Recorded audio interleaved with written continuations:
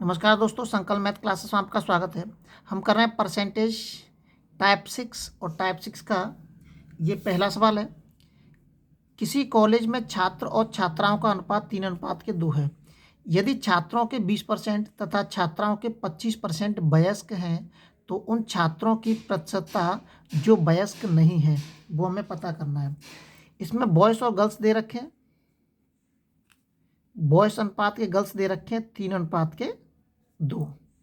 अब इसमें वयस्क के देखिए, ये 3:2 दे रखा है। अगर मैं इसको बढ़ा के अपनी तरफ से 100 का इधर गुणा कर दूं और 100 का इधर गुणा कर दूं तो 300:200 हो जाएगा।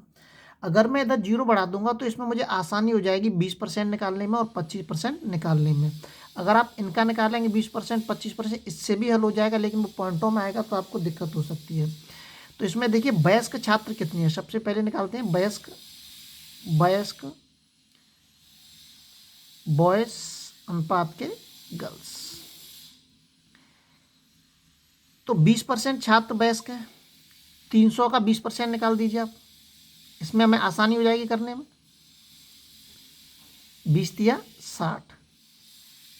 गर्ल्स का निकाल दीजिए, 25% है तो 200 का 25% निकाल दीजिए आप।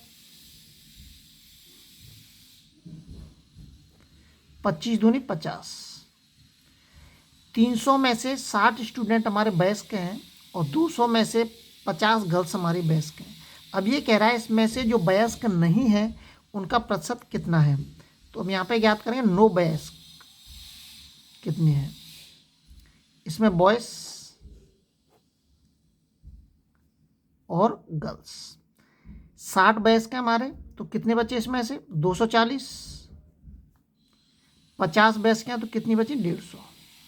ये ऐसे स्टूडेंट हैं जो वयस्क नहीं है, इनका ही परसेंटेज ज्ञात करना है। इनका परसेंटेज हम किससे ज्ञात करेंगे, जो टोटल स्टूडेंट हैं। अब ये देख ली, इनको टोटल करिए पहले, कितने हो जाए जोड़ के कितने बैठ रहे हैं 0, 5 और 4 9, 2 और 1 3, 390। 390 स्टूडेंट हैं, टोटल कितना है हमारा 500। इनको मैं परसेंटेज में कन्वर्ट कर दूंगा।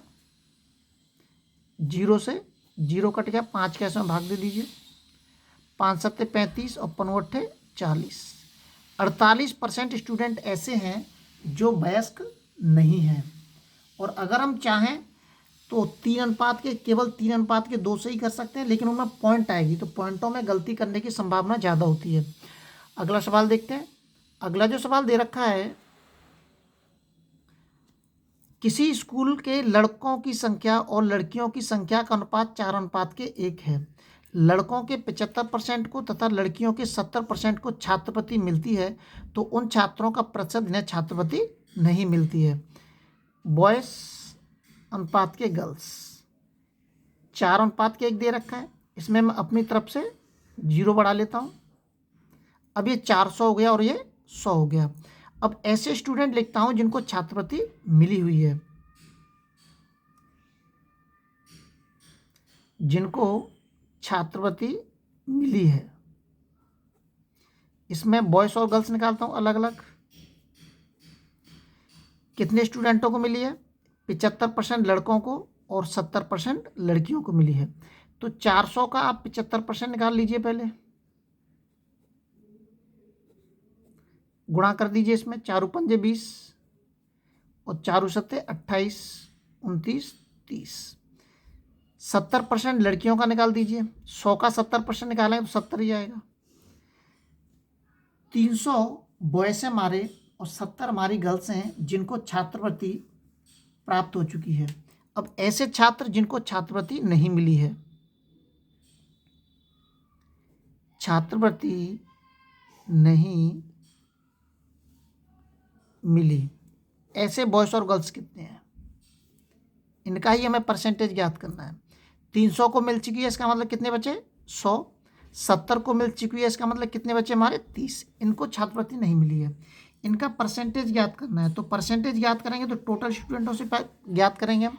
100 और 30 कितने हो गए 130 हो गए। 130 छात्रों को छात्रवृत्ति नहीं मिली है, कितने स्टूडेंटों में से 500 स्टूडेंटों में से। 0 से 0 कट जाएगा, 5 कैसे में भाग देंगे हम।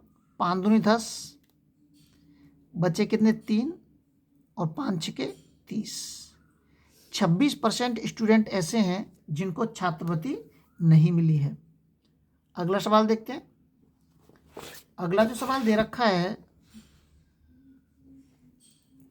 यदि ए का 30% बराबर बी के 0.25 बराबर के सी का 1/5। ध्यान रखना ये परसेंटेज में दे रखा है, लेकिन ये परसेंटेज में नहीं दिया है उसने, ये 0.25 में दिया है और ये 1/5 दिया है। तो ए का 30% बराबर के बी का 0.25 बराबर के सी का 1/5। 0 से 0 कट जाएगा ये,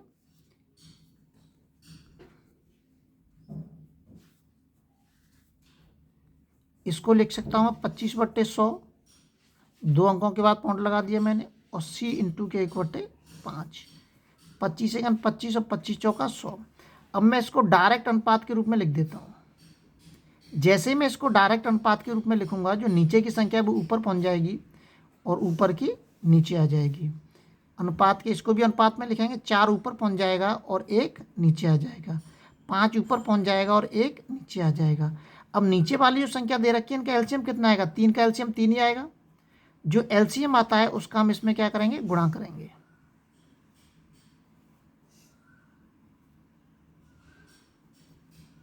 इस 1 से कोई फर्क ही नहीं पड़ेगा। ये आ गया आपका 10:12:15। डी ऑप्शन हमारा इसमें एकदम सही है। अगले वीडियो में आपसे फिर मिलते हैं। जब तक आप अपने लेवल पे वीडियो को शेयर और सब्सक्राइब जरूर करें।